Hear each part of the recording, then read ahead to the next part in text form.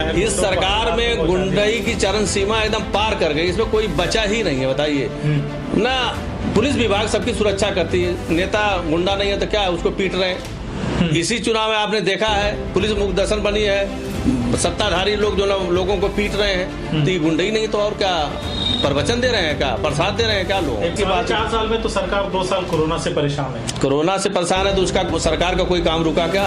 सरकार का काम तो सब होता रहा, खरीद फरोख्त होती रही, वोटरों को खरीदा गया, सरकारें गिराई गई, सरकारें बनाई गई, सरकारें गिराई गई, सरकारें बनाई गई, उनका काम तो सब चलता रहा। जनता को कोरोना के नाम पे बस खाली रुसवा किया गया। बच्चे देखिए नौकरी नहीं पा रहे हैं। जब बच्चे नौकरी नहीं पाएंगे तो अपराध की तो दुनिया में जाएंगे। सरकार के लिए अपराध रोक दे कैसे? तो कह रहे धड़ाधड़ रोजगार दे रहे हैं। किस जगह नौकरी थी वो तो भाई वैकेंसी निकली होगी, लोग गए होंगे, वो तो आपको भी पता होगा ना। कहीं नौकरी नहीं, नौकरी के नाम पे सिर्फ छलावा है और बहकावा है। उनका नाम अखिलेश यादव है। उनकी करनी कथनी में कोई अंतर नहीं है। हमारे नेता आदरणीय मुलायम सिंह यादव जी की भी करनी कथनी में कोई अंतर नहीं था और हमारे नेता आदरणीय अखिलेश यादव में भी उनकी करनी कथनी में कोई अंतर नहीं है। जो उन्होंने कहा है वह 100% वो पूरा करने की क्षमता रखते हैं और करते भी हैं।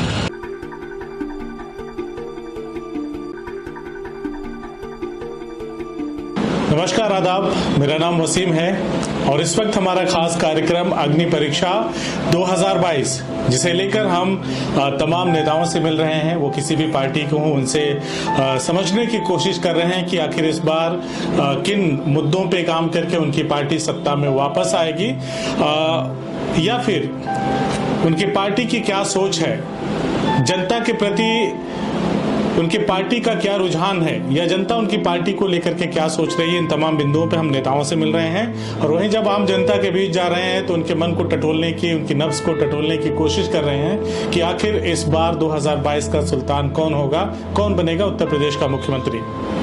इसी चीज को जानने के लिए हम समाजवादी पार्टी के कद्दावर नेता, जमीनी नेता और पूर्व ब्लॉक प्रमुख रानी की सराय इसरार अहमद साहब के पास पहुंचे हैं और उनसे जानने की कोशिश करेंगे कि 2022 का माहौल क्या है। 17 में भारतीय जनता पार्टी की सरकार आई तो समाजवादी पार्टी के कार्यकर्ताओं, नेताओं ने एक स्वर में कहा कि हम अपने काम को बता नहीं पाए, तो अब की बार क्या बताएंगे, जनता कैसे समझेगी कि इस बार वो सत्ता में वापसी करेंगे।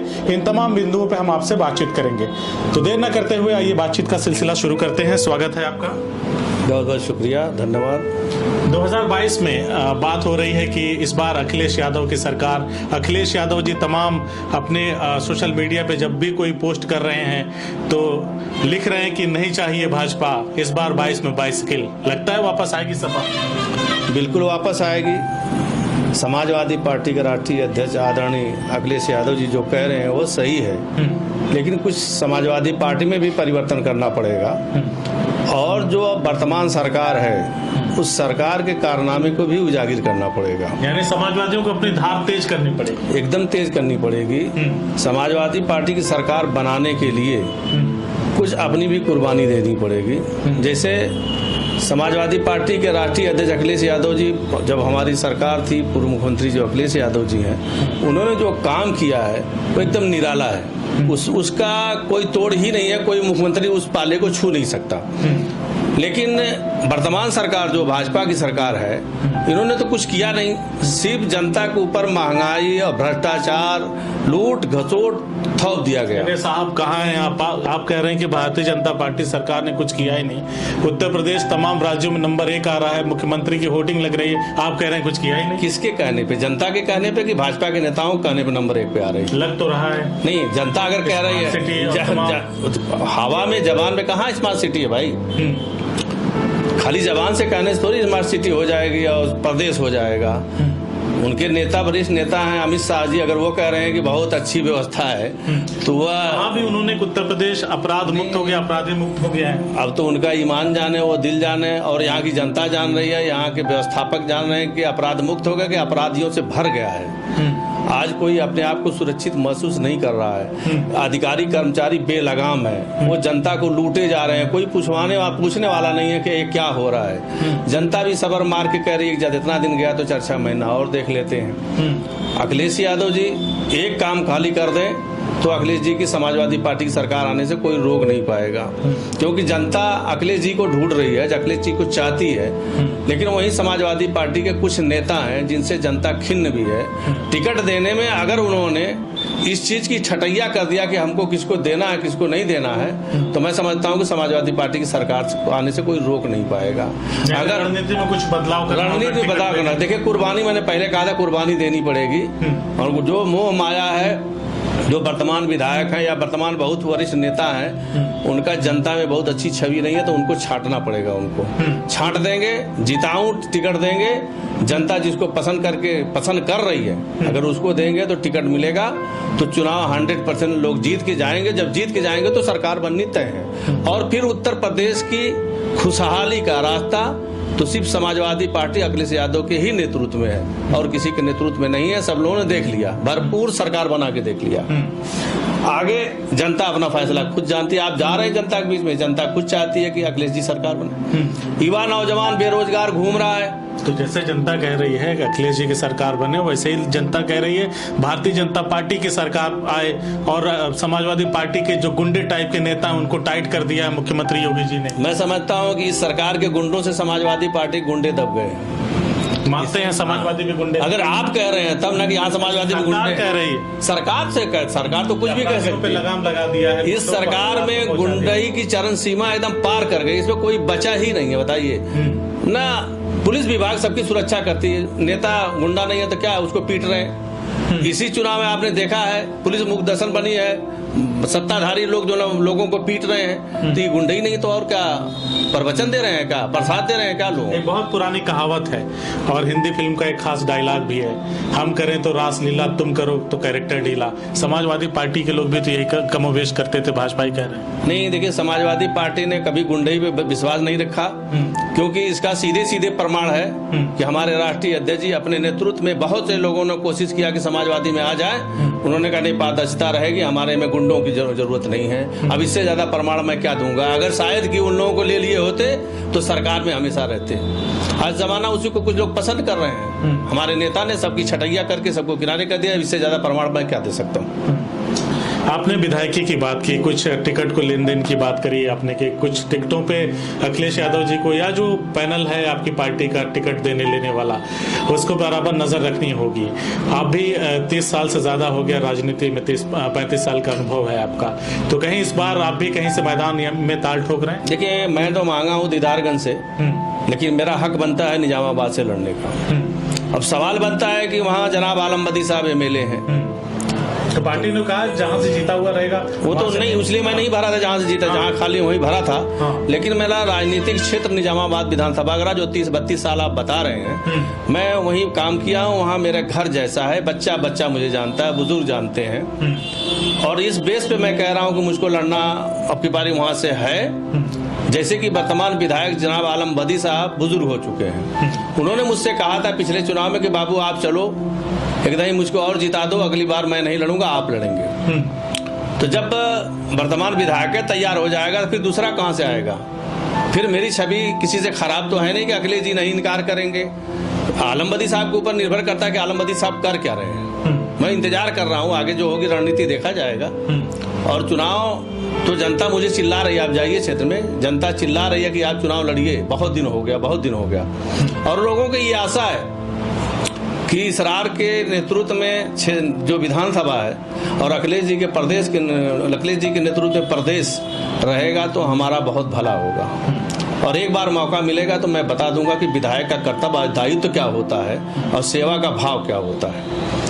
लोक सेवा यानी कि निजामाबाद के भविष्य के विधायक की सारी जो राजनीतिक पृष्ठभूमि है वो इस बात पे तय है कि मौजूदा विधायक आलम बदी अगर कह दें कि ठीक है मैदान खाली है, आप ठीक है इसरार साहब आइए, वो तो कह चुके हैं। पिछली बार हमसे कह के आए हैं और वचन दे के आए हैं कि ये मेरा चुनाव आखिरी है, चलो लड़ा दो, अगली बार मैं नहीं लड़ूंगा, तुम्ही को लड़ना है।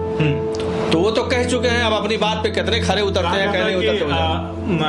आलम बदी साहब बहुत ही स्वच्छ छवि के हैं, ईमानदार नेता हैं, अपनी जबान से पलटते नहीं। तो लगता है आपको कि राजनीति में ये बात अक्सर कही जाती है कि लोग वक्त देख के पलटी मार जाते हैं, तो आपको लगता है कि आलम बदी साहब अपनी इस बात पे कायम रहेंगे कि इस बार आप, जब वो स्वच्छ नेता है, ईमानदार नेता है, अपनी बात पे कायम रहने वाले हैं, तो पिछली बार उन्होंने वादा किया मेरे साथ अपनी जबान पे कायम रहें, तो मैं समझता हूँ। आपको क्या उम्मीद है?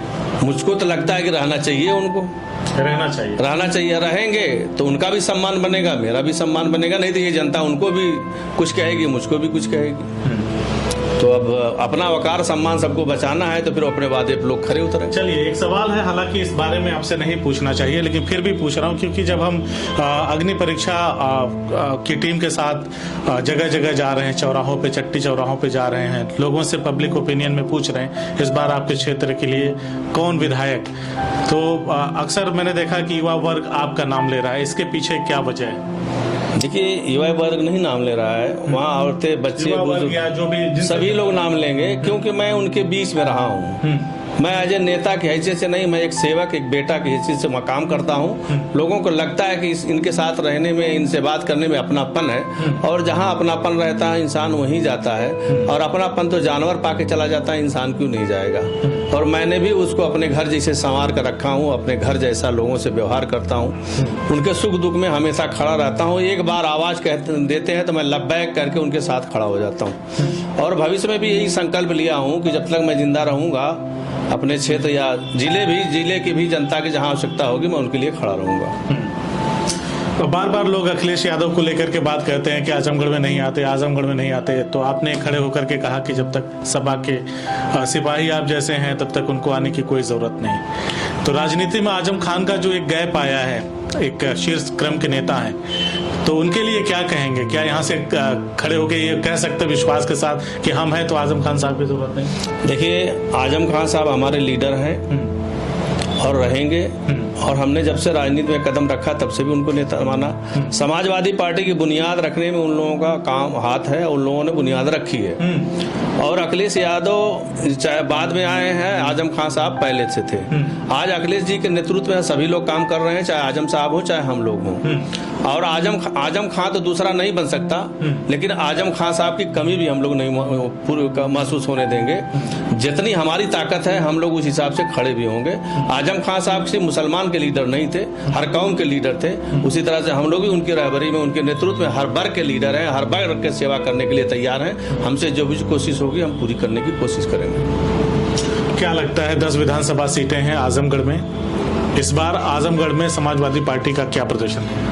मैं समझता हूं, मैंने पहले भी कहा था कि अगर हमारे राष्ट्रीय अध्यक्ष जी जरा से भी सूझबूझ से काम लेंगे, जांच पड़ताल करा के, ये ना देखें कि ये वर्तमान विधायक है कि पूर्व विधायक है, अगर उनका टिकट काटने का काम करेंगे, सही टिकट देने का काम करेंगे, तो 10 सीट हम आजमगढ़ में जीतेंगे, इसमें कोई शक नहीं है। तालमेल कैसा है? तालमेल बढ़िया है। तालमेल, पार्टी के नेताओं का रुझान क्या है, उनका तैयारी क्या है 22 के लिए? देखिए, 22 के लिए तैयारी है, लेकिन रहेगा सवाल, अभी तो सब लोग कोरोना और इस कोविड में सब फंसे हुए थे, अब जाके फुर्सत मिली है, अब सभी लोग अपना जो है प्रदर्शन करेंगे, अपना जनता के बीच में जा रहे हैं, अपनी बात कह रहे हैं लोग। लेकिन जनता का जो रुझान है उस पर मैंने कहा अंदरूनी बात है, ये ओपनली बात नहीं है, उसमें कुछ लोगों को टिकट काटना पड़ेगा उनको, तब 10 सीट पाएंगे, नहीं तो नहीं पाएंगे। यानी कि टिकट के बंटवारे में सूझबूझ से काम लेना। बिल्कुल। और आजमगढ़ जिले के नेताओं का भी कर्तव्य दायित्व बनता है कि सही बात अपने नेतृत्व को बताएं। अगर सही बात नहीं बताएंगे तो समाजवादी पार्टी और राष्ट्रीय अध्यक्ष के साथ धोखा करेंगे, और धोखा करने वाला किसी का नहीं होता, फिर उसको बख्शा भी नहीं जाए। चलिए, एक आखिरी सवाल आपसे। अक्सर आप लोग आरोप लगाते रहते हैं कि भाजपा अगर कहीं से जीत जाती है तो ईवीएम से जीत गए, मतलब आप लोगों को दूसरों पे विश्वास नहीं है। आप लोग जीते तो सब फेयर एंड लवली वाला मामला है, दूसरा जीते तो ईवीएम की सेटिंग है और तमाम चीजें हैं। 17 में आप लोग बता नहीं पाए, तो 22 में क्या तरीका है, कैसे बताएंगे जनता को? देखिए, 22 का जो तरीका है, 17 से लेके 22 तक 5 साल के अंतराल में बिना बताए जनता जान चुकी कि अखिलेश यादव ने क्या किया था और वर्तमान सरकार क्या कर रही है। किसी की पेंशन सही तरीके से नहीं मिल पा रही, किसी की वृद्धा पेंशन नहीं मिल पा रही है, किसी को खाने के लाले हैं पड़े हैं। आज आप देखिए गैस सिलेंडर की बात, 4 साल में तो सरकार 2 साल कोरोना से परेशान है। कोरोना से परेशान है तो उसका सरकार का कोई काम रुका क्या?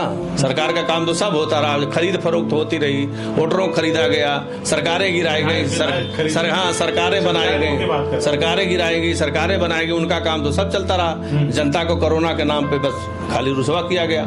अरे जनता कोरोना से क्या, वो तो अल्लाह ने एक मुसीबत डाली थी, सबके ऊपर था, उसका बहाना नहीं होना चाहिए था, लेकिन जल्दी जनता की भरपूर मदद होनी चाहिए सरकार की तरफ। जनता जागेगी भाई इसमें, एकदम जाग चुकी है, उसमें कोई से शक नहीं है, वो जाग चुकी है, इंतजार कर रही है कि 22 को चुनाव आ जाए, कब घोषणा हो रही है। 14 में मोदी जी प्रधानमंत्री बने थे, 19 में भी यही बात कही गई कि बस आखिरी है, बस वोट होने दीजिए। देखिए हमारे देश की जनता बड़ी भोली है, छलावा बहकावा में बहुत एक टर्म 2 टर्म आ सकती है, तो बार बार बहका दिया तो नहीं, अब नहीं बहकेगी, अब बहक चुकी, जितना बहकना सब लोग भोग चुके हैं। हाँ। बच्चे देखिए नौकरी नहीं पा रहे, जब बच्चे नौकरी नहीं पाएंगे तो अपराध की दुनिया में जाएंगे। सरकार के लिए अपराध रोक दे, कैसे आप तो कह रहे हैं धड़ाधड़ रोजगार दे रहे हैं, किस जगह नौकरी दी, वो तो भाई वैकेंसी निकली होगी, लोग गए होंगे, वो तो आपको भी पता होगा ना। कहीं नौकरी नहीं, नौकरी के नाम पे सिर्फ छलावा है और बहकावा है। और युवा वर्ग चाहे किसी कास्ट का हो, वो सब लोग जानते हैं कि अखिलेश यादव की सरकार में ही सबका भला है, सबको नौकरी अखिलेश सरकार में मिलने वाली है और किसी सरकार में मिलने वाली है। बातें रोजगार पे आई तो मेरी जिज्ञासा बढ़ती गई। एक सवाल और, अखिलेश जी ने कहा कि जैसे ही सरकार बनेगी समाजवादियों की पहली दस्तखत हुई, तेजस्वी यादव वाला हाल, 10 लाख नौकरी देंगे, 300 यूनिट बिजली फ्री कर देंगे, शिक्षा मित्रों को तत्काल पुराने पैटर्न पे लेकर के आ जाएंगे, उनकी बहाली होगी, जो तनख्वाह मिलती थी। लगता है कि वादे पूरे हो पाएंगे, खाली छलावा? उनका नाम अखिलेश यादव है, उनकी करनी कथनी में कोई अंतर नहीं है। हमारे नेता आदरणीय मुलायम सिंह यादव जी की भी करनी कथनी में कोई अंतर नहीं था और हमारे नेता आदरणीय अखिलेश यादव में भी उनकी करनी कथनी में कोई अंतर नहीं है। जो उन्होंने कहा है वह 100% वो पूरा करने की क्षमता रखते हैं और करते भी हैं, पूरा करेंगे। हाँ। तो देखा आपने, हमने बात किया समाजवादी पार्टी के नेता से और पूर्व ब्लॉक प्रमुख भी रहे हैं आप, इसरार अहमद साहब से हमने बातचीत किया। बड़े ही बेबाकी से उन्होंने हमारे हर एक सवाल का जवाब दिया। अग्नि परीक्षा टीम का सफर जारी है, मिलते रहेंगे, चलते रहेंगे, ऐसे ही लोगों से मिलकर उनकी बात को आप तक पहुंचाने का काम करेंगे और जनता की बात को आप तक पहुंचाने का काम करेंगे। आप लोग उस बात को अपने पार्टी के शीर्ष नेतृत्व को पहुंचाने का काम करेंगे। ये कारवां ऐसे ही चलता रहेगा। आप लोग देखते रहिए अग्नि परीक्षा। शुक्रिया। CIB इंडिया न्यूज की सभी खबरों को देखने के लिए लाल रंग की बटन को दबाकर चैनल को सब्सक्राइब जरूर करें, घंटी जरूर दबाएं ताकि हमारी सभी खबरों के नोटिफिकेशंस आप तक पहुंचते रहें।